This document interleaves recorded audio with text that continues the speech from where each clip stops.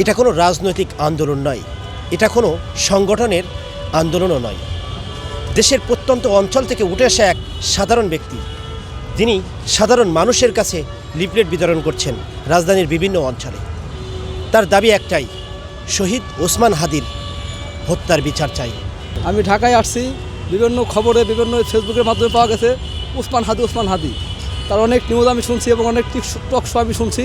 শোনার পরে তার যে কণ্ঠ এবং তার যে স্মৃতিশীল, এগুলোকে আমাদেরকে মুক্ত করে তুলছে, যার জন্য তাকে হত্যা করা হয়েছে। হত্যা করার পরে হত্যার প্রতিবাদ করার জন্য আমি ঢাকা আসছি এবং এগুলা মানুষকে সচেতন করার জন্য আসছি। এটা দেখে আরও অনেক বিপ্লবী সৈনিকেরা সচেতন হয়ে ঐক্যজোট হয়ে একটা আন্দোলনে নামবে। মানুষের কাছে দিচ্ছেন, মানুষেরা কি গ্রহণ করছে? 100 বার গ্রহণ করছে, কারণ সে তো ভালো ব্যক্তি, তার জন্য মনে করেন মানুষকে বাইর করলে নিয়ে দিতেছে। এটা মানুষ গ্রহণ করতে মানে সেই ভাবে নিতেছে। এটা হাদি আসলে আপনার চোখে কেমন ছিল? আমার চোখে একটা, মনে করেন বলতে গেলে শুধু আমার চোখে না, আমি এক কথায় বলতে চাই, সেটা হলো কি, যেমন হাদি ভাই বাংলাদেশের জন্য একটি ফুটন্ত ফুল ছিল, সেটা ধরে পড়ে গেল। এটুকু আমি আর কি আমার দৃষ্টিতে আমি তাকে জানি। আপনার গ্রামের মানুষকে হাদিকে চেনে?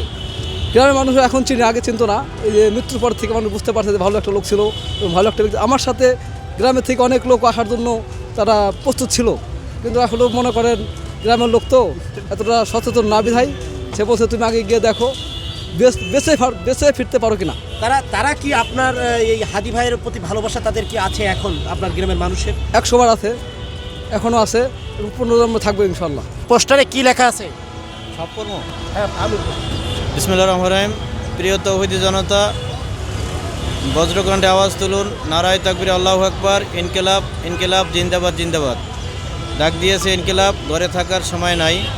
শহীদ শরীফ ওসমান হাদি এর হত্যার বিচার চাই, রাজপথ ছাড়ি নাই। সৌজন্যে মোহাম্মদ শেখ ফরাদ, বাংলাদেশের একজন সচেতন নাগরিক।